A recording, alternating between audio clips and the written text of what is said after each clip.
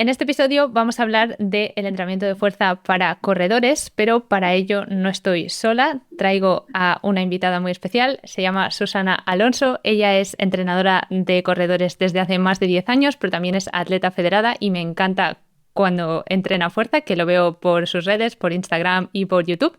De hecho, la podéis encontrar en Instagram como @entrenaconsusana o @susafly, donde comparte tanto tips de entrenamiento como su vida como atleta. Y bueno, ¿cómo estás, Susana? Preséntate tú si quieres un poco mejor.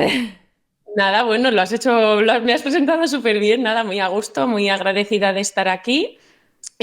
Justo yo eso, soy atleta, ahora hago pruebas de medio fondo y me estoy adentrando un poquito en el mundo de Hyrox, pero vengo de la velocidad. Yo hacía 100 metros vallas hace ya unos cuantos años y lo hacía, bueno, medianamente a alto nivel y ahí entrenábamos mucho la fuerza.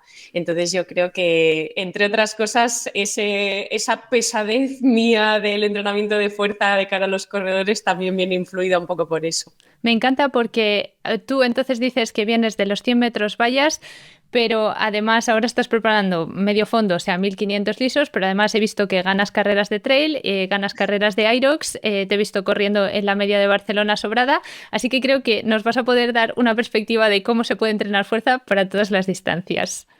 Sí, realmente no es muy diferente para unas y para otras. O sea que esa base la tengo y lo hago muy parecido a lo que lo hacía hace 10 años cuando estaba enfrascada en mis entrenamientos de vallas. Así que igual eso, que ya tengo una buena base y valgo para todo. No a nivel excelentísimo, pero bueno, muscularmente, luego hablaremos de ello, pero la musculatura es la armadura y la protectora de todo nuestro sistema corporal, con lo cual te puedes apuntar a un tiroteo si tienes una buena masa muscular. Y entonces, así como para que los oyentes se queden al resto del episodio, todos sabemos que es muy importante entrenar fuerza porque nos lo han dicho, pero ¿por qué es importante o qué se busca con el entrenamiento de fuerza para corredores? Porque evidentemente se buscará algo distinto que los culturistas, ¿no? O sea, no buscamos necesariamente pues ponernos súper fuertotes, que oye, siempre está bien verse fuerte, pero a lo mejor no es el principal objetivo del entrenamiento de fuerza. Claro, justamente además has dado en el clavo y si lo comparamos con un culturista o alguien que tiene por objetivo simplemente hacer fuerza para estar fuerte y para estar estéticamente grande o lo que sea, la diferencia es precisamente esa. Nosotros lo que queremos es ganar fuerza internamente, pero no crecer necesariamente. Obviamente, si la persona tiene poco nivel de masa muscular, va a tener que crecer sí o sí porque sus fibras musculares no son suficientes. Pero la gran mayoría de nosotros, si no hemos sido súper sedentarios o genéticamente no tenemos ninguna facilidad para ganar masa muscular, la mayoría ya tenemos la masa muscular necesaria. Lo que pasa es que nuestras fibras internas, es decir, lo que compone el músculo, no sabe activarse o no sabe activarse coordinadamente con otros músculos del cuerpo. Entonces, el primer objetivo, es verdad que el primer objetivo es prevenir lesiones, como ya hemos dicho, pero el segundo objetivo es enseñar a eso, a esa musculatura que ya tenemos, a ser eficiente. Y esto se traduce en que mejora lo que ya hemos probablemente escuchado todos, que es la economía de carrera. Es decir, yo puedo correr a 5 minutos el kilómetro gastando un montón de energía o puedo correr a 5 minutos el kilómetro gastando la mitad de energía. Eso es la economía de carrera y el entrenamiento de fuerza nos ayuda a esto. Más cosas, nos ayuda a mejorar el stiffness, que se llama, más Uh -huh. conocido como reactividad de los tendones, y es básicamente, yo siempre lo comparo o uso la metáfora de un balón inflado de baloncesto, un balón desinflado. Un balón desinflado lo tiras al suelo, se espachurra y no vuelve Uh -huh. arriba. Un balón hinchado lo tiras sin fuerza y vuelve rápido arriba. Pues más o menos nuestros tendones queremos que se parezcan a un balón inflado y esto se consigue entrenando fuerza de forma específica Uh -huh. y es lo que busca un corredor. Uh -huh. Y más o menos yo creo que con esas tres cositas nos podemos quedar entre las más importantes. Vale, así como en resumen, queremos prevenir lesiones, queremos también mejorar la economía de carrera, o sea, crear una masa muscular que sea funcional, crearla si no la tenemos o adaptarla si ya la tenemos, y también mejorar la reactividad de nuestros tendones, que yo creo que permitirá las dos cosas, prevenir lesiones y aparte ser funcionales. Efectivamente, Genial. sí. Y entonces, claro, tiene sentido que esto pueda aplicarse a todas las distancias, pero ¿tú qué diferencias habrías encontrado entre entrenar fuerza en los 100 metros lisos o ahora para carreras de trail o medias maratones más larga distancia? Pues mira, realmente los patrones de movimiento, los ejercicios e incluso las cargas se parecen muchísimo. Sí que es verdad que en una prueba corta, cuanto más corta es la prueba, más explosividad buscamos. Y para eso, pues tenemos que hacer ejercicios a mucha mayor velocidad, con mucho más peso, Ujú, con el riesgo que ello conlleva. La diferencia principal entre cuando hacía vallas y ahora es que levantaba unos pesos muy altos. ujú.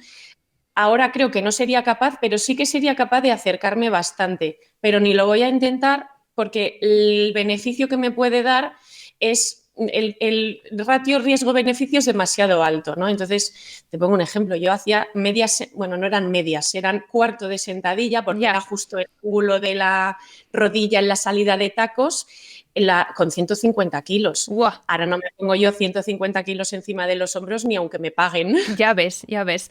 O sea, me sorprende además porque cuando los ves en la tele o incluso atletas que no son tan pro, que los ves en Instagram competir a los atletas de pista, normalmente a medida que sube la distancia, ves que menos voluminosos son o que parece que menos fuertes están, ¿no? O sea, los de 100 metros lisos y 200 siempre están súper tochos, que puede ser, primero, porque no hacen luego distancias tan largas y no queman tanto, por así decirlo, esa masa muscular, pero también porque a lo mejor trabajan con pesos mucho más altos y, como tú dices, mucho más explosivo, que no tiene sentido para una media maratón o una maratón quizá donde no necesitas tanta explosividad y encima el riesgo de lesionarte es mucho mayor porque también llevas más carga de volumen de kilómetros, ¿no? Eso es. Y al final piensa que en una prueba aeróbica, cuanta más masa útil tengamos, más oxígeno necesitamos porque los músculos necesitan Mm, oxígeno para funcionar. Entonces, si tenemos más músculo del necesario, nuestro volumen de oxígeno relativo es menor.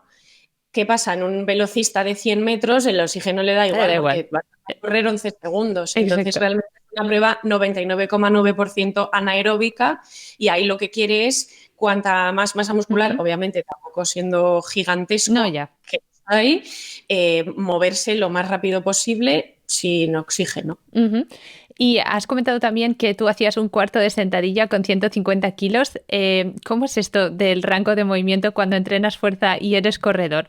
Porque yo, por ejemplo, he visto también algún vídeo o sea, ya no te hablo de velocistas, te hablo de vídeos de Ingebrigtsen, ¿no? Entrenando, y me sorprendía realmente el rango de movimiento que él tenía, por ejemplo, en sentadilla o en las zancadas. O sea, yo estoy acostumbrada en una sentadilla, tampoco te digo que baje el culete al suelo, o sea, tampoco te digo ass to ground, pero bueno, bajo al menos a 90 grados, ¿no? Pero es que yo veía las sentadillas de Ingebrigtsen y era bajar un poquito y subir rápido, bajar un poquito, pero muy poquito. O sea que yo decía, esto no es una sentadilla, no sé.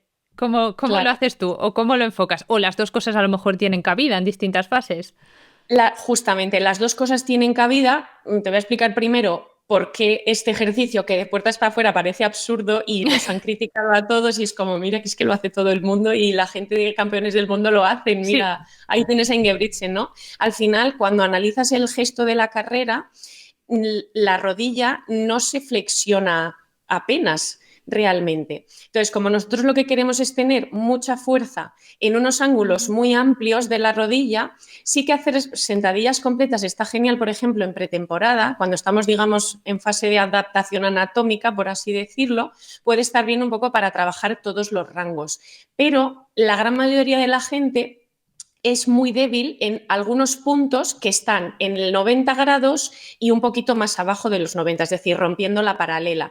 ¿Qué sucede? Si yo hago sentadillas completas, me cuesta bastante abajo del Ujú. todo, me parece imposible justo antes de los 90 grados y por encima de los 90 es como muy fácil. Ajá. ¿Qué pasa? Que en el rango que más me interesa entrenar la fuerza y ganar fuerza máxima, no lo estoy Ok. entrenando porque me está limitando justo ese rango de movimiento. Entonces, por eso, en una época preparatoria sí podemos hacer completas, pero luego nos interesa más eliminar esos ángulos que como corredores no nos interesan. Otra cosa es que tú hagas pues Hyrox y tengas que hacer 100 Ya. wall balls y digas ya, necesitas estar Bajar. fuerte ahí Exacto. también, ¿no?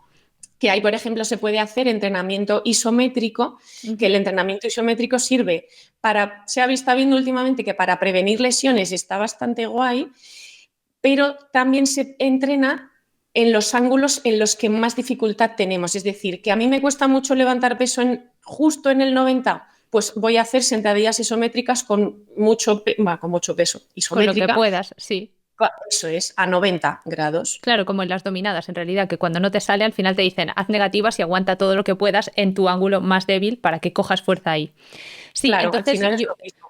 ahora la verdad es que lo he entendido, o sea, yo esto de verdad no lo sabía, o sea, no se me había ocurrido pensarlo, aunque ahora tiene todo el sentido del mundo, que tú a lo mejor en una fase preparatoria puedes elegir hacer la sentadilla completa para construir masa muscular, para estar fuerte en general o para, en general, trabajar rangos de recorrido que tú no trabajas en la carrera porque hay que ser funcional en la vida, no solo corriendo. Entonces entiendo que no te quieres atrofiar en un solo movimiento, pero luego cuando estás entrando en una preparación más específica de maratón o de, bueno, un 5000 o lo que sea, a lo mejor en las últimas semanas o los últimos 2 meses te interesa hacer la fuerza máxima en ese rango de recorrido pequeño que normalmente es el más fácil y por tanto ahí sí que le puedes meter, bueno, 150 kilos yo no sé si me metería, ¿no? Pero desde luego más de 60 que es con los que hago una sentadilla completa. Ajá, Claro, vale, claro, justo. muy bien, entonces esto ha quedado claro ya. Y ahora, así por curiosidad, ¿tú qué tipo de rutina sigues? O sea, ¿tú haces una rutina full body o haces una rutina en la que tienes días específicos de pierna? ¿Cuántos días entrenas fuerza a la semana y cuántos recomiendas que los populares entrenemos?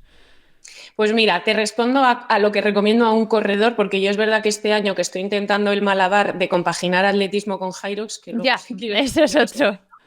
que es otro melón, Otro melón. eh, pero lo que yo recomiendo es, obviamente dependerá de lo que pueda entrenar la persona, porque yo me encuentro con mucha gente que tiene como máximo 4 días a la semana Ujú. y quiere preparar una media maratón, por ejemplo. Destinar 2 días a la Claro, fuerza, que es lo que a priori a mí me parece lo ideal, sí. se nos queda corto en cuanto a entrenamiento de carrera. Pero teniendo en cuenta que mucha gente puede entrenar 5 días, Ujú, sí que recomiendo entrenar 2 días ujú.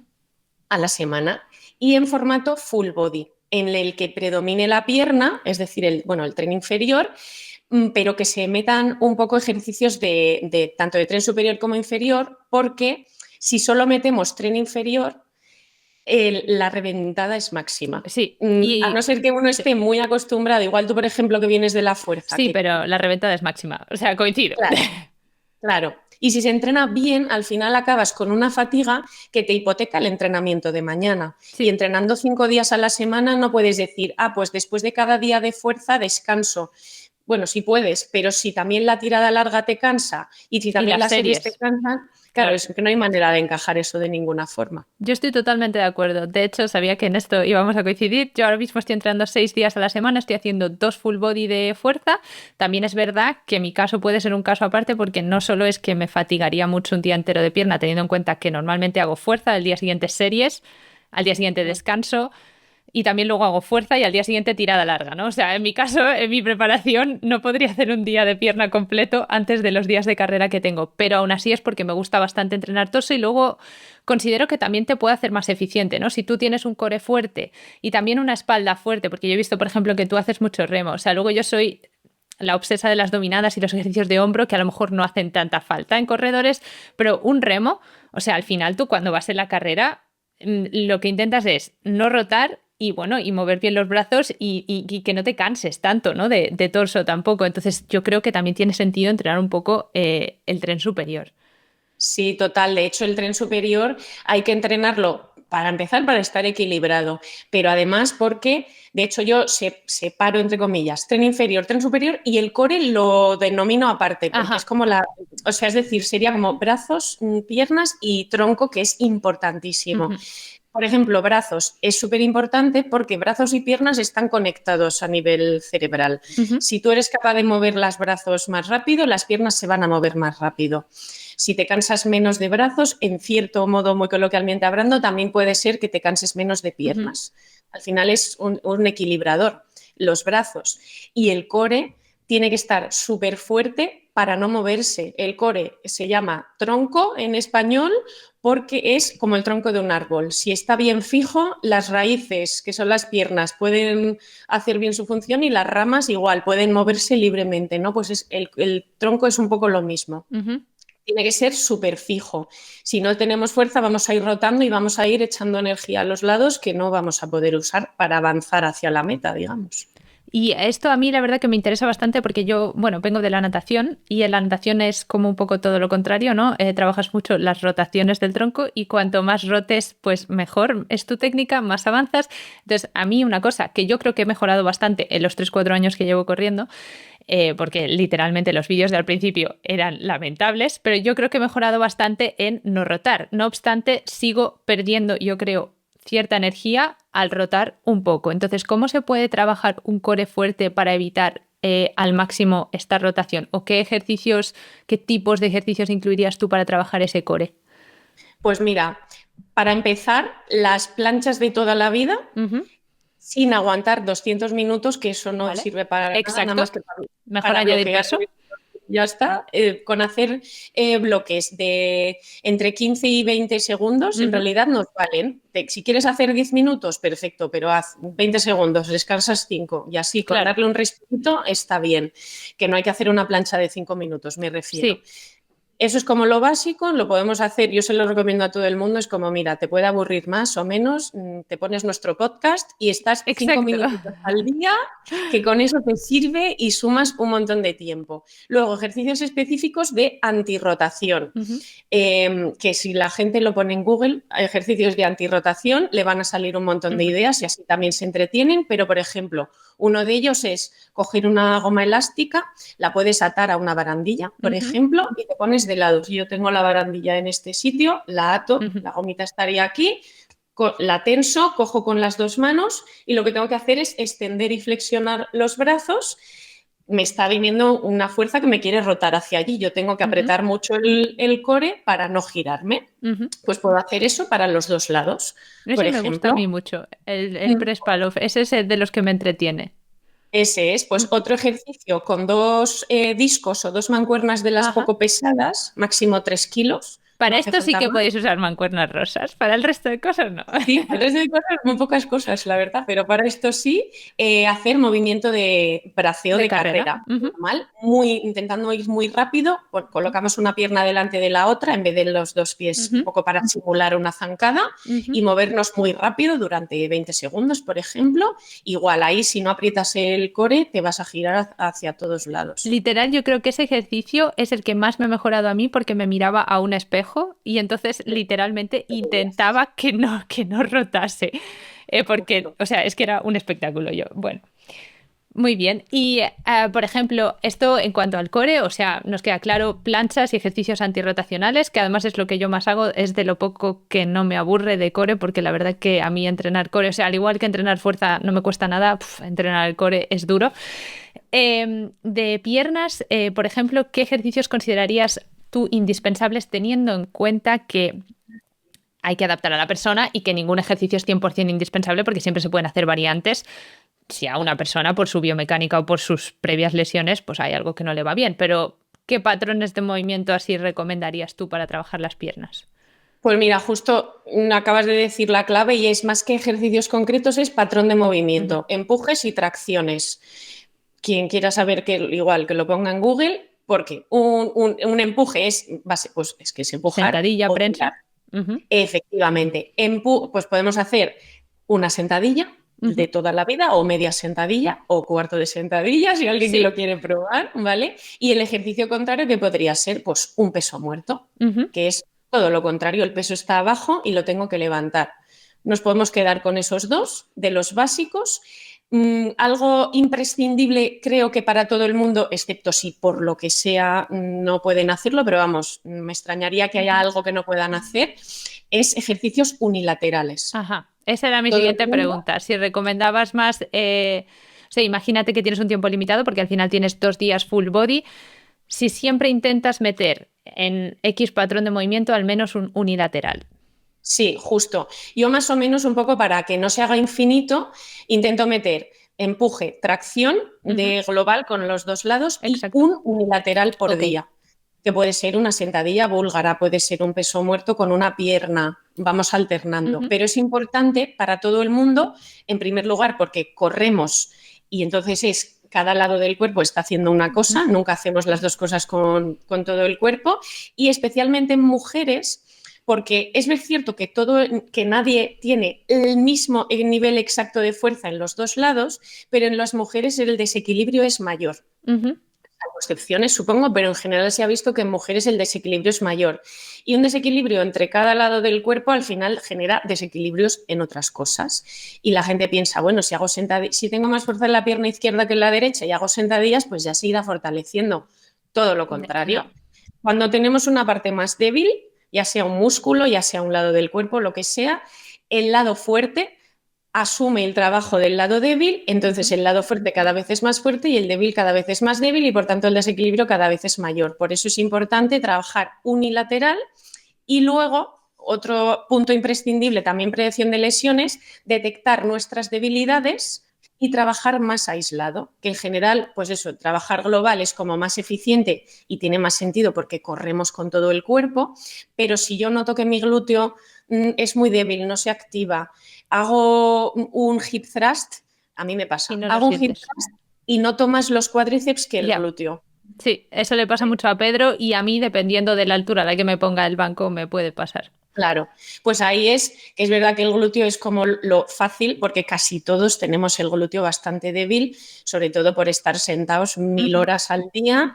Entonces ahí sí que normalmente yo recomiendo sí o sí meter algún aislado de glúteo, ya sea con goma, en máquina, lo que sea, pero muy analítico. Son ejercicios muy difíciles y de estar muy concentrado, o sea, muy difícil hacer el gesto, no, pero hay que estar muy concentrado porque como no, si haces una apertura de rodilla, sentado a cuatro patas, ¿vale? Te das cuenta de repente de que estás con todo el cuerpo tenso y está todo el cuerpo tirando para levantar la Excepto el rodilla, glúteo, sí, excepto el glúteo, o también, pero es como sí, lo estás ayudando y esto ya no es aislado, es totalmente literal. global.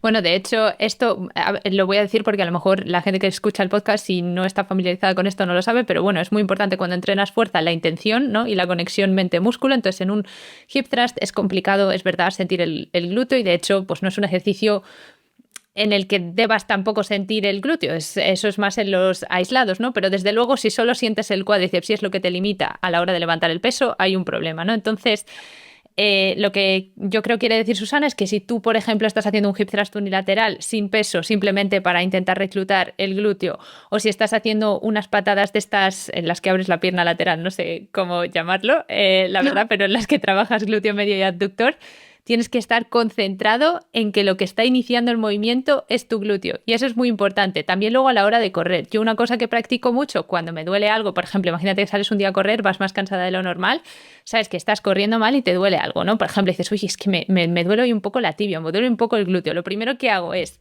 tensar el core y decir, quítate peso, en plan apretando los abs, y luego intento sentir los músculos, intento sentir el cuádriceps, intento sentir el glúteo para no estar cayendo como a plomo, ¿no? Sino haciendo un poco de impulso. Y eso realmente lo puedes trabajar también en el gimnasio, yo creo. Total. Y bueno, luego yo a veces veo en el gimnasio que esto es buenísimo. O sea, yo estoy esperando, por ejemplo, para la máquina de abductor, esta que cierra las piernas o las de abductor, la que abres, y veo a la gente que parece que está ventilando ahí y yo, pero vamos a ver, por mucho peso que te pongas, controla un poco el movimiento porque yo creo que no puedes estar trabajando los músculos que tienes que estar trabajando, es imposible. No da tiempo al final, y esto es un muy buen apunte. Los músculos no entienden de repeticiones, ni de 4x12 ni nada. Entienden de tiempo bajo tensión. Exacto. No me vale que tú tardes en hacer 10 segundos, 12 repeticiones, porque es que no has hecho Literal, absolutamente nada. Y literal. de hecho, lo normal si tardas poco es que la fase excéntrica, que es la de aguantar la fuerza de la Justo. gravedad, de que el peso baje, esa fase es de las más importantes y si tú te dejas caer, ¿no? Dejas cerrar las Sí. piernas, es una fase totalmente desaprovechada, ¿no? Entonces estás, que yo además lo digo, mira, os suele gustar poco el gimnasio a los corredores. Digo, pero si que encima vas y lo haces mal, es que estás Ya, perdiendo la mitad del tiempo, ya total. que vas hazlo bien, ¿no? Cuando vas, ve concentrado y trabaja lo que tienes que trabajar. Y Claro. luego, bueno, esto así como ejercicios, por así decirlo, de fuerza clásicos, normales, que es lo que acabamos de comentar. Pero bueno, hemos comentado también los isométricos que pueden ser buenos para trabajar ciertos rangos de movimiento o puntos débiles y también para prevenir lesiones. Pero luego están los pliométricos. Yo te confieso que odio hacer ejercicios pliométricos. Es una cosa que odio con profundidad. O sea, yo mezclar el cardio, o sea, por eso yo no hago Hyrox. Yo es que mezclar cardio y fuerza no puedo. O sea, hacerlos por separado bien, pero estar dando saltos y trabajando la fuerza no puedo. Entonces, mi pregunta es, ¿cuánto de necesarios son los pliométricos si trabajas fuerza normal, por así decirlo? O sea, ¿y para qué? Eh, vale, entiendo que te refieres como, por ejemplo, a saltar a la comba, ¿no? O a Sí, a hacer saltar a la comba o hacer las zancadas estas con salto, o hacer sentadillas con salto, o hacer pliopogo jumps, estos que son con el pie. A ver, eso entiendo que trabajas un poco la reactividad del tobillo, ok. Pero digamos que yo soy una persona que, o sea, tolero un impacto hasta cierto punto, porque como te digo, venía de la natación y no me gusta entrenar pliométricos. Entonces, ¿qué sería lo esencial o por qué son tan importantes? ¿Cómo me convencerías si necesito trabajarlos? A ver, es que el punto aquí es que hasta hacer saltos repetidos Sí, es solo un tipo de pliometría. vale, Podemos hacer, por ejemplo, coger un cajón más alto y hacer sí, saltos a cajón, pues eso, de una altura medianamente exigente, pero que no nos vayamos a partir los dientes, está bien. y hacer 3 series de 10 saltos, por Ujú, ejemplo. No es caigo, ok, salto y caigo, sino salto, me bajo normal, me vuelvo a colocar, vuelvo a ok, saltar. Esa es la pliometría que a mí más me ok. gusta. Hay que tener un poco más, en tu caso yo creo que te vendría genial porque ya tienes fuerza y entiendo que también la coordinación necesaria para saltar a un cajón o a un escalón o a un banco Mm, o lo que haya, ¿no? Es verdad que la mayoría de la gente hace esto en la comba porque les dices que salte más de 40, bueno, igual 40 o 30 centímetros, ya es como, no, que me ya. caigo, ¿no? Es como más fácil, pero es que los saltos máximos o cercanos al máximo tienen un montón de beneficios que Ujú, al final tienen mucho que ver con los tendones. ok. Por un lado eso, tendones, acción de los tendones, eficiencia de los tendones, y por otro lado, hechos antes de entrenar fuerza, O sea, como al antes. final necesitamos, sí, justo, Vale, calentamos, luego hacemos un poco de pliometría, que puede ser esto, 3 series de 10 saltos, con eso vale. nos valdría. Lo que hacemos, como necesitamos tanta energía tan rápido, inmediatamente, lo más rápido posible, estamos reclutando muchas fibras y de algún modo encendemos Ok. mm, mucha parte del músculo y luego podemos hacer un mejor entrenamiento de fuerza. Ujú, Suele ser así. ¿Necesario? No es necesario, salvo que lleves corriendo 30 años, estés cerca del récord de ok, España. Quiere decir, si tienes mucho nivel y llevas muchos años entrenando muy bien, es como, ¿de dónde puedo rascar? ok. Bueno, pues haz pliometría porque es un camino que igual no has explorado, pero la gran mayoría de corredores ha empezado a correr relativamente poco y con relativamente poco hablo de menos de 10 años y tienen como muchas opciones para seguir mejorando. Ujú. ¿Quieres hacer pliometría? Fantástico. ¿No te gusta? No hace falta. ¿Y cuánto meterías tú? O sea, tú imagínate que es una persona que trabaja, o sea, que trabaja la fuerza 2 días por semana, que hace un full body de ejercicios convencionales. ¿Cuántos ejercicios metes tú de pliometría? ¿Y en los 2 días o solo en uno? Lo puedo meter en los 2 días. Y ya te digo, si son saltos complejos, vamos a decir que son estos que son más altos, que no es la comba, con hacer, dependiendo de cómo te encuentres de cómoda y tal, un máximo de 50 saltos Ujú, en cada sesión nos valen. Entre eso, entre 25 y 50, dependiendo de lo que nos cueste ok. y que no nos deje una fatiga muy Claro, y grande esto para ir subiendo luego. poco a poco, ¿no? El primer día llegar y hacerte 100 saltos al cajón más alto. Claro, eso es ir subiendo el cajón. Interesa, de hecho, más subir el cajón ¿Qué hacer que más? subir el número de saltos, porque Ok. de hecho requieren descanso, o sea, no hay que tener prisa en este tipo de entrenamiento, porque el objetivo es aplicar el 100% de nuestra fuerza en el menor tiempo posible. Si yo me canso, ya no estoy aplicando toda mi fuerza y entonces el ejercicio ha dejado de tener sentido en realidad. Claro, Un poco como el powerlifting, ¿no? Que hago 2 repeticiones y descanso 7 minutos. claro. O sea, no es Sí, tan exagerado, pero que si no se hace así pierde un poco el sentido, ¿no? claro, interesa ser explosivo y trabajar la reactividad del tendón en ese caso. Vale, Ujú. O sea, no el cardio, que el cardio ya lo trabajamos en los días de carrera. Eso es, Ok. justo.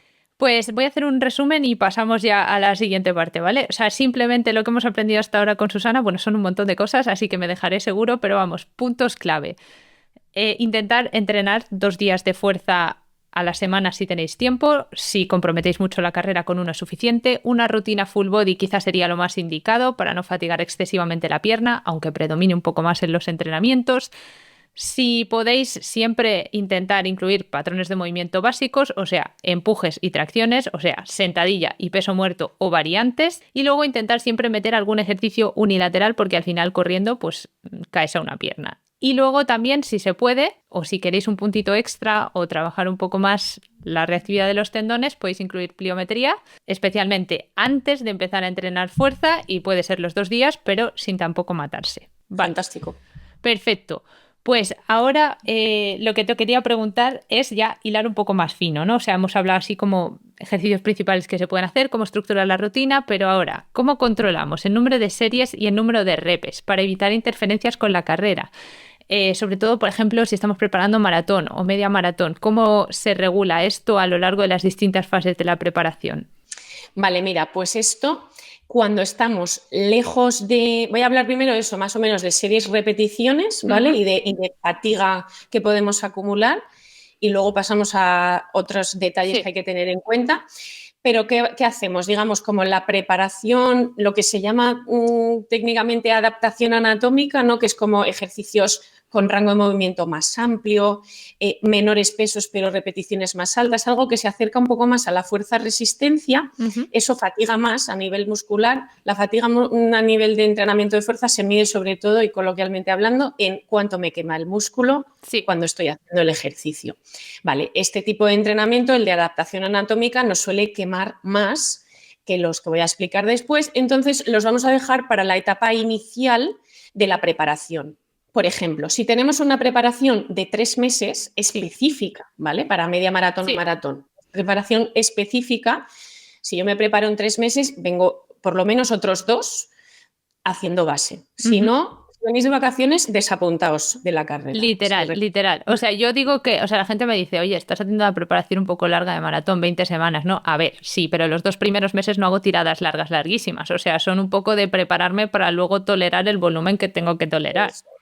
Justamente. Entonces, si podemos dejar este entrenamiento de fuerza de más repeticiones, vamos a hablar con cosas concretas, 4 series de entre 12 y 15 repeticiones, ¿vale? Con un 50% de lo que podríamos levantar en una repetición máxima. Sí. Más o menos. Eso lo podemos dejar para antes de empezar esos 3 meses específicos, porque a nivel de fatiga muscular nos quedamos bastante tocados. Si podemos hacerlo antes, pues mucho mejor.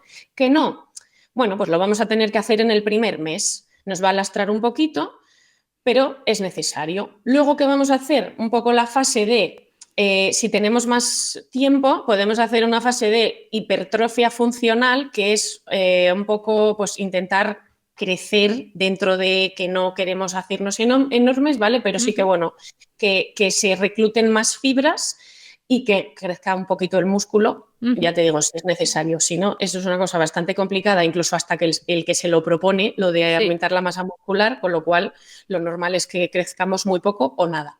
Pero bueno, lo que hacemos ya es subir a un más o menos 70% de lo que podríamos levantar en una repetición. Vamos a hacer 5 series o 4 series de entre 7 a 10 repeticiones más o menos.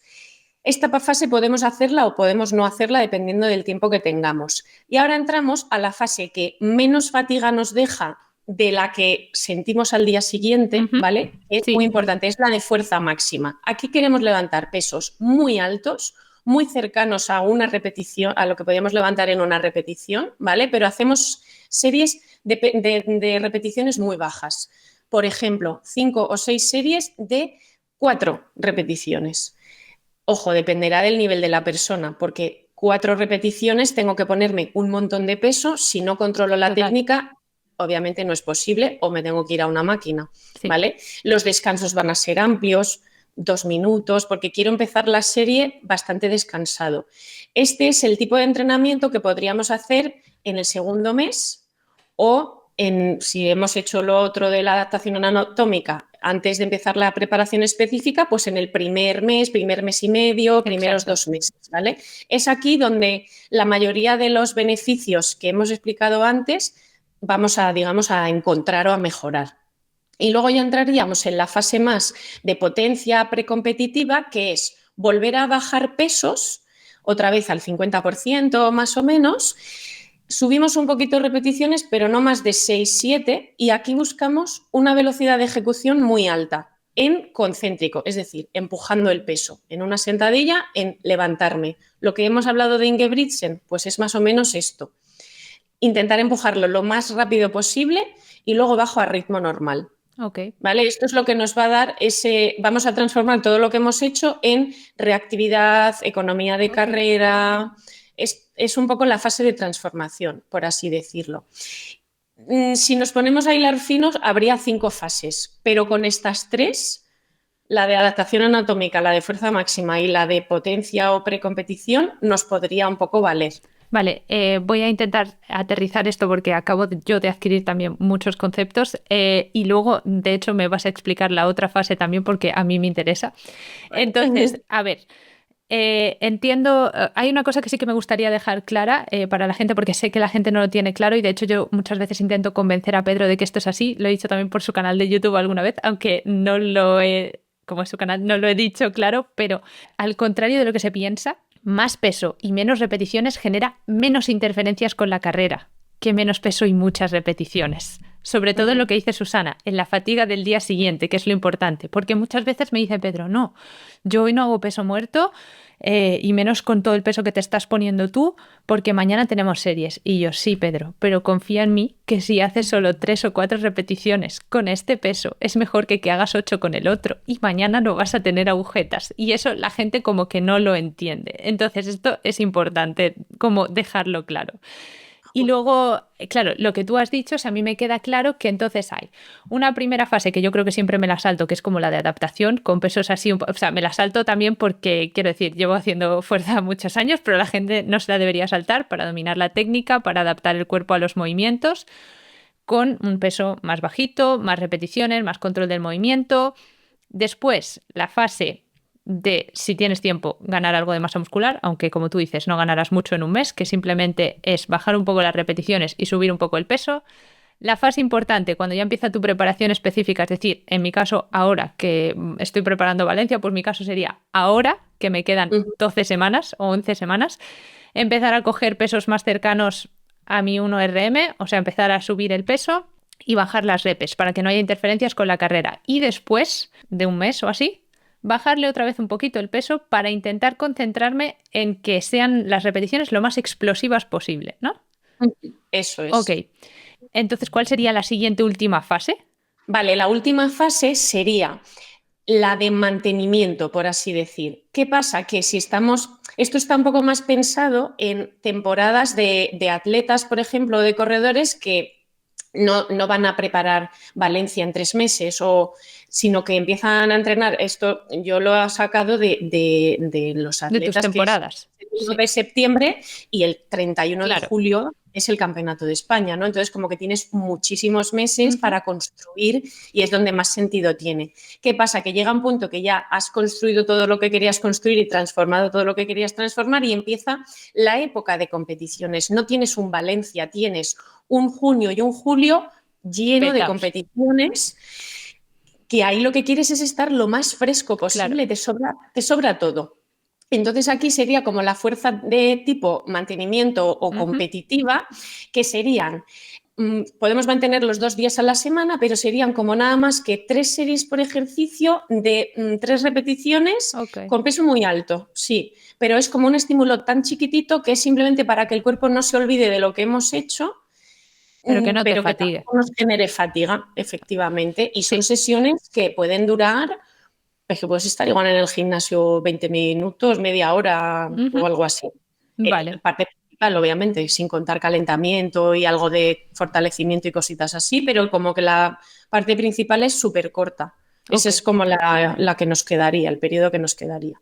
Muy interesante. Y bueno, más o menos en todas estas fases, tú dirías de mantener los mismos ejercicios, no innovar en la última fase cuando empiezas la preparación específica, ¿no? O sea, por ejemplo, si tú imagínate que tienes una sentadilla a lo largo de las primeras fases de adaptar el movimiento, cuando tú vayas a hacer esa transferencia a la carrera, ¿no? Esas series más explosivas, sigues haciendo sentadilla o le cambias algo, le cambias el ROM, le cambias, o sea, el rango de movimiento.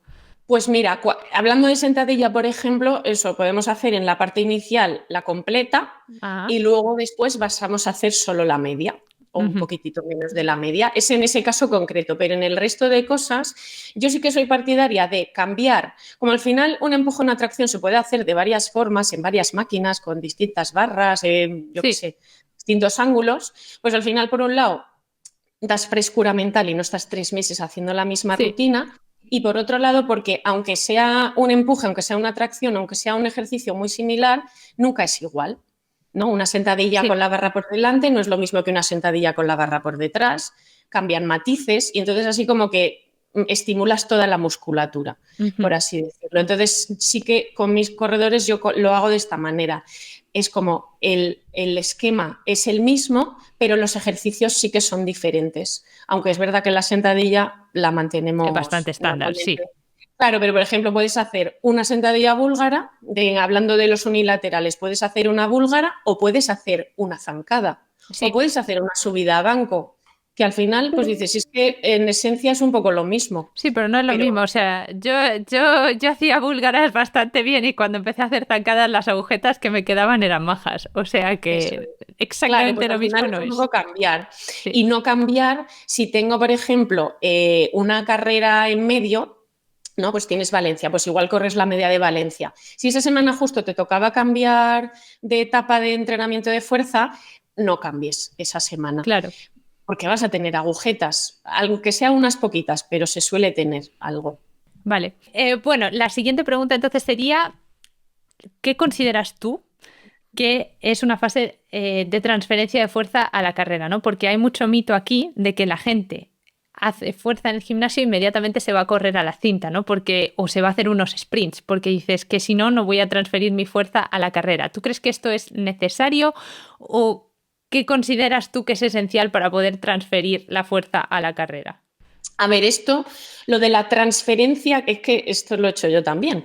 Decir, he hecho fuerza y entonces ahora tengo que correr para que la fuerza que he entrenado se transforme a la Sí, fuerza aplicada en las exacto. zancadas. Esto yo no sé quién se lo inventó Sí, o sí, dónde lo literal, leyó. pero ha perdurado. Sí, o sea, literal que ha perdurado y además en todos los ámbitos, porque esto ya te digo, hasta allí en el centro de alto rendimiento se dice, no hay ninguna base científica de Ujú. esto, no, no existe esa transferencia como si fuese un banco, no. Ok. Simplemente la explicación o lo que yo recomiendo hacer es no, no es correr, que esto de hecho no lo hemos hablado en cuanto a interferencias del entrenamiento de fuerza. Correr un rodaje después de hacer una sesión de fuerza es una interferencia gigantesca. O sea, Ujú. de los entrenos, lo que has hecho en la fuerza no lo vas a asimilar bien si te vas a rodar. Media hora, bueno, es como el límite. Pero si haces un entrenamiento de fuerza inmediatamente después te vas a correr una hora, no Sí, tiene sentido. Mejor estoy de hacerlo acuerdo. al revés. ¿Vale? Entonces, dicho esto, lo que sí se puede hacer es, después del entrenamiento de fuerza, hacer unas rectas rápidas de 10 segundos, 15 segundos y en la medida de lo posible, si no existen patologías, lesiones o lo que sea, hacerlas muy rápido.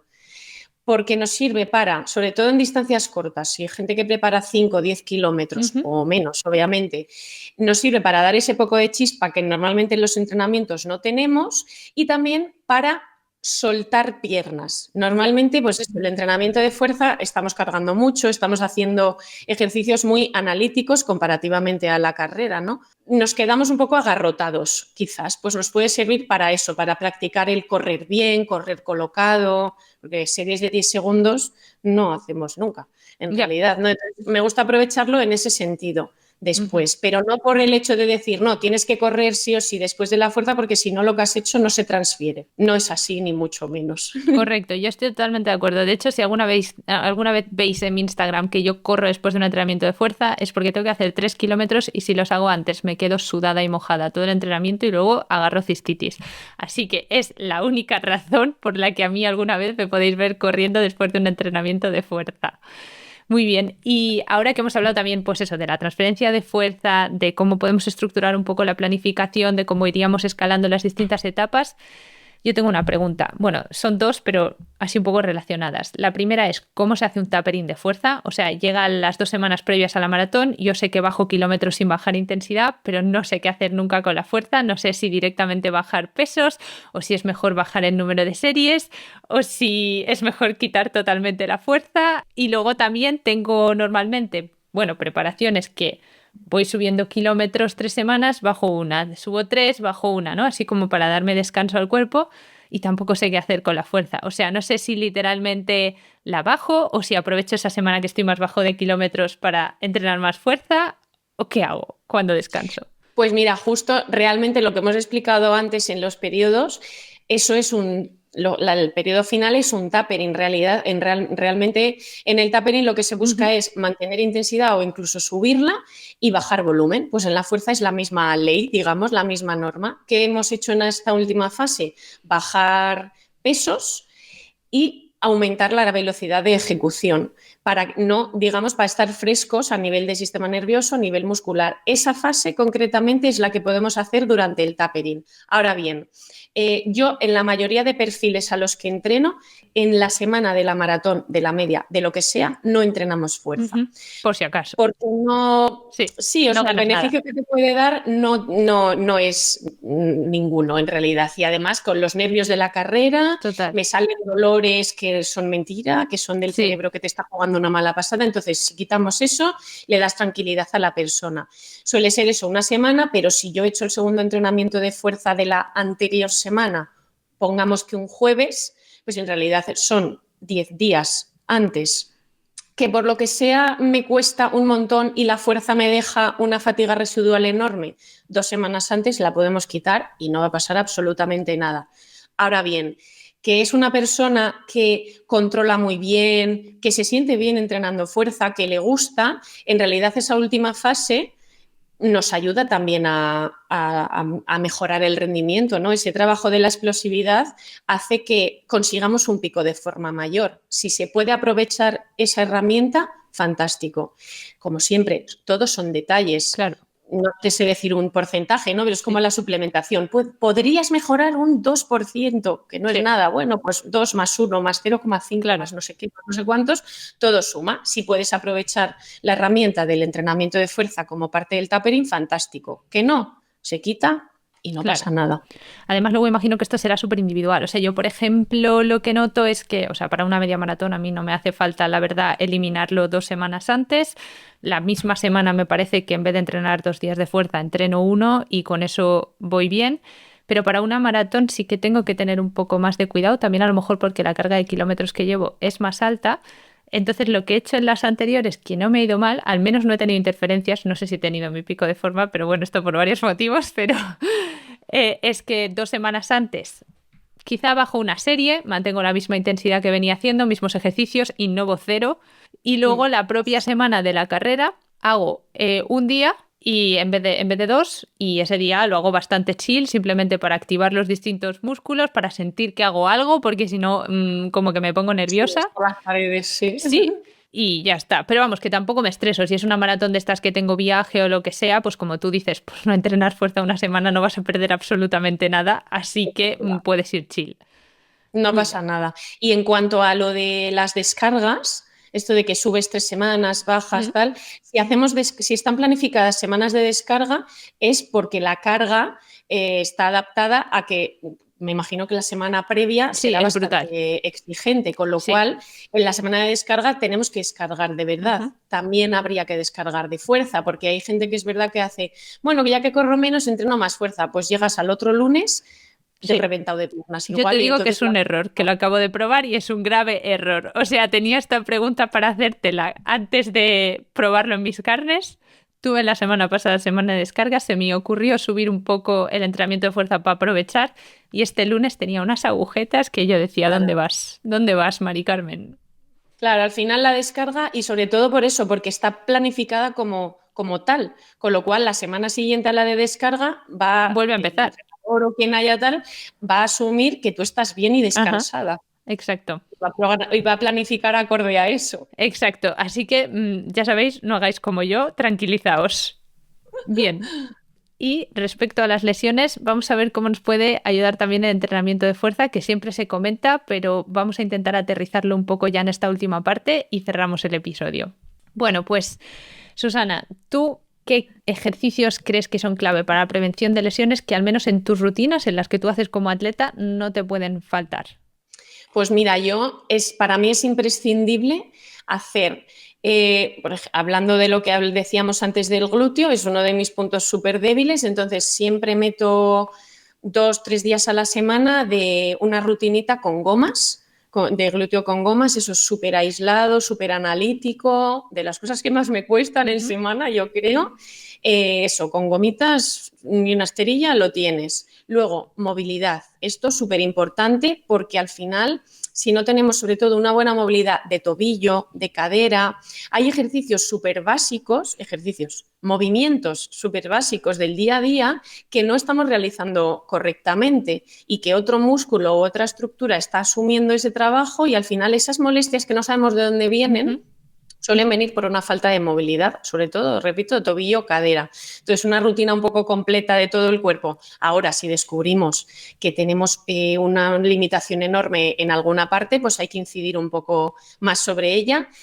Sobre esto que me acabo de acordar, tengo en mi canal de YouTube un vídeo que se llama valoración corporal o algo así, que si quieres lo dejamos en la Ujú. descripción porque es que Vale. lo vi hace un montón y no me acuerdo. Es como una especie de batería de ejercicios para que la gente sepa si tiene Ujú. un correcto rango de movimiento o no, que va desde los pies hasta los hombros Ajá. y un poco a raíz de esos ejercicios se puede, pues eso, llegar a la conclusión de si tengo una buena movilidad o no la tengo en ciertas partes del cuerpo y de incidir más. Pero, aparte, aunque no salga todo bien, ejercicios de movilidad, sí o sí, sobre todo antes de entrenar, yo creo que el cuerpo fluye un poco mejor.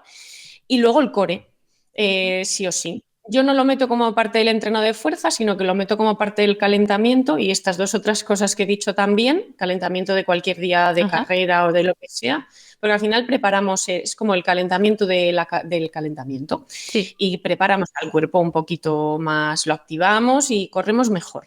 Ok. No lo dice el paper, pero yo creo que Que es sirve. así. Ok. Sí. Y bueno, ahora que has comentado lo de tu canal, quería también decir por aquí que además en tu canal también tienes vídeos que yo he visto de, por ejemplo, periostitis tibial y así, porque pueden salir cómo curarla o tratarla, etcétera, que están muy bien. Así que si les queréis echar un vistazo. Y mientras tanto, también para que nos digas por aquí, te voy a preguntar por un par de lesiones que a mí me interesan y que además yo creo que a ti te tocan de cerca, una porque la he visto en tu canal de YouTube y otra porque creo que tu pareja ha sufrido esta lesión durante bastante tiempo y son ambas lesiones muy comunes en corredores. Entonces, por ejemplo, ¿tú qué recomendarías para personas que tienen concretamente o problemas de Aquiles o problemas de periostitis, que son así súper comunes?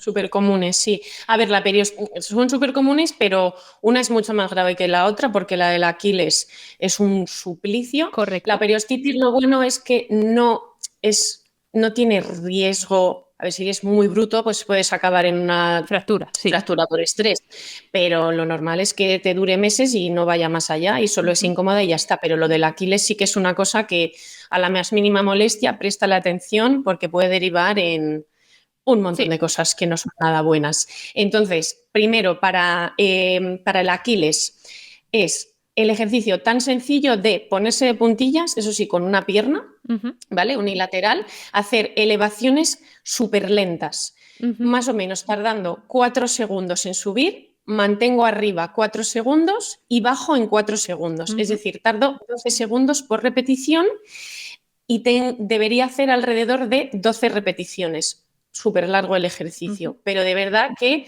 esto a mí me lo recomendó un fisio especialista en pie y tobillo, que lleva media vida investigando acerca de este tema y dice que te puedes liar la manta a la cabeza, pero que este ejercicio es el mejor de todos, sin duda, siempre y cuando se respete la velocidad de ejecución y que sean muchas repeticiones, porque si no, no es suficiente, digamos, el tiempo de tensión del Aquiles. Eso para prevenir, súper bien.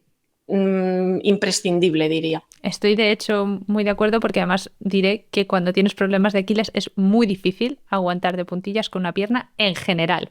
Basta ya decir 4 segundos y bajar 4 segundos y hacer 12 repeticiones. O sea, yo literalmente empecé que no podía hacer más de 4 repeticiones. O sea, claro, ese es el nivel. Y luego también, también fisios me habían recomendado a mí algo que debe ser bastante parecido, ¿no? Cuando ya eres capaz de hacer esto y evolucionas, hacer heavy slow resistance, ¿no? Que es como ponerle peso a eso y hacer muy, muy lenta la bajada para ganar cada vez más fuerza en ese tendón y prevenir que te vuelva a pasar. De momento yo lo mantengo a raya, toco madera, también te digo, pero parece que eso funciona efectivamente. Y para la periostitis, que es así más... Pues para la periostitis, para prevenir, podemos hacer ejercicios que movilicen los dedos de los pies, la planta del pie, subir el dedito gordo, abrir los dedos, un poco todo este tipo de ejercicios, el de coger la toalla con los pies, caminar de puntillas, caminar de talones, un poco todo eso. Y luego, una cosa que no es un ejercicio activo como tal, sino que es después de correr, con los propios dedos, masajear, intentando como separar el gemelo de la tibia. Es decir, como meter el dedito en ese hueco. Esto está en tu vídeo de YouTube, porque lo estoy haciendo últimamente. Claro, sin pasarse, pero es como intentar separar. Si tenéis mucha tensión en esa zona, vais a decir, es imposible. No puedo, aquí no hay ningún hueco. Si no hay hueco, id a un fisio, porque eso está más cargado que la leche, vamos. Sí. Entonces, una tibia sana, entre otras cosas, se define por eso, porque está sueltito, ¿sabes? Ahí hay hueco. Hay hueco entre lo que es el gemelo y la tibia, ¿no? Claro, en la parte interna de delante. Digamos, la parte interior de la pierna. Sí. Gemelo o tibia. Yo ahí lo que noto... O sea, yo ahora no diría que tengo periostitis, pero se me carga mucho. Se me carga mucho en general los gemelos, los sóleos, y claro, eso hace que yo pueda tener más problemas de Aquiles, de periostitis, si no me descargo y si no estiro bien.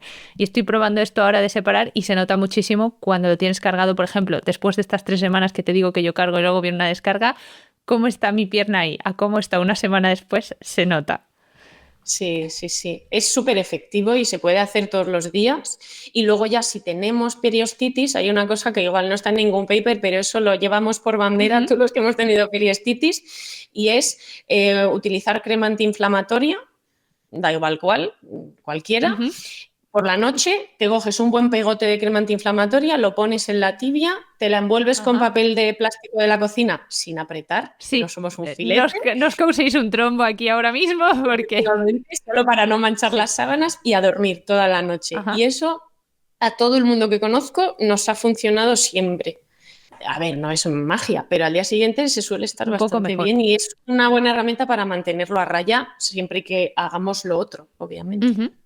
Pues muy buenos consejos. Y así como para cerrar con una pregunta bien fuerte, ¿tú crees que en cuanto al entrenamiento de fuerza, las mujeres y los hombres deben hacer algo diferente para correr? Porque a lo mejor sí, a ver, anatómicamente somos diferentes. O sea, literalmente te lo pregunto por tu opinión, no es que yo quiera una respuesta. Pues mira, eso efectivamente, lo que hemos dicho antes no sé si lo hemos dicho en realidad. Bueno, sí, la unilateralidad. Nuestros lados del cuerpo suelen estar más desequilibrados, pues en mujeres deberíamos incidir un poquito más en estos unilaterales. Luego, nuestro ángulo Q, que se llama, que es como el ángulo de la cadera, es más abierto porque estamos diseñadas para dar a luz, básicamente, entonces nuestras caderas son más anchas y eso hace que tengamos más tendencia a tener lesiones de rodilla, de cintilla, iliotibial, porque hay como más tensión en toda esta zona. Entonces, simplemente tenerlo en cuenta y un poco, pues, prevenir lesiones ahí y fortalecer cuádriceps y toda la zona y caderas y tal, toda la zona implicada en el movimiento y en la estabilidad de las rodillas, sobre todo. Y luego, un último apunte interesante es que en la fase de ovulación, durante el ciclo menstrual, se segrega una hormona que hace que tengamos más elasticidad. ¿Qué pasa? Que como es algo temporal y no es nuestra elasticidad no innata, sino la que tenemos realmente de forma normal, los tendones se pueden elongar de más. Ajá. Y eso puede hacer que tengamos alguna molestia. ¿Qué tipo de ejercicios yo recomiendo? Porque la ovulación son 3 días, que total tampoco es nada, y no perdemos nada quitándolos, es justamente la pliometría. Ajá. Porque al final si hacemos rebotes, son ejercicios más agresivos, yo prefiero quitarlos, como pues para prevenir un poco alguna posible molestia que pueda salir. Vale. Y con esto más o menos lo tendríamos. Pues muy bien, muy buen consejo. Pues muchísimas gracias, Susana. Lo que sí querría decir también antes de terminar el episodio es que evidentemente esto es una conversación con mucha información de valor, por supuesto, pero si necesitáis ayuda y realmente no tenéis ni idea de entrenar fuerza o de, en general, entrenar para correr, por ejemplo, podéis contactar a Susana o a un profesional cualificado para entrenaros y también podéis chequearla en todas sus redes sociales donde comparte muchos más consejos. Esto lo digo yo que la llevo siguiendo un tiempo, tanto en el perfil suyo como atleta como en el perfil de Entrena con Susana como entrenadora y en su canal de YouTube también que tiene ya como 42.000 suscriptores o más. No sé, es muy grande, ¿vale? Así que, bueno, con esto, muchísimas gracias, Susana. Si quieres despedirte de alguna manera o decirles dónde te pueden encontrar. Nada, solo despedirme diciendo que muchas gracias por invitarme, que ha sido un placer porque escucho tu podcast y tiene un montón de calidad. Se nota que hay ciencia detrás y eso siempre es de Demasiado, agradecer. quizá. No, pero con tantísima información que hay a día de hoy hace falta rigurosidad, así que vamos, a mí me gusta un montón y a mí me pueden encontrar, pues nada, donde has dicho, como Susafly o Entrena con Susana, estoy en casi en todas partes. Lo dejaremos en la descripción también. Me gusta. Eso sí, en la descripción tenéis ahí todo. Si tenéis cualquier duda, pues me podéis contactar porque esto ha sido denso, pero he intentado simplificar. Hay cosas que no están completas. Entonces, bueno, cualquier duda, pues me podéis encontrar por ahí por redes y yo os resuelvo todo. Perfecto, pues muchísimas gracias, Susana, y hasta la próxima. Adiós. Un placer. Chao. Chao.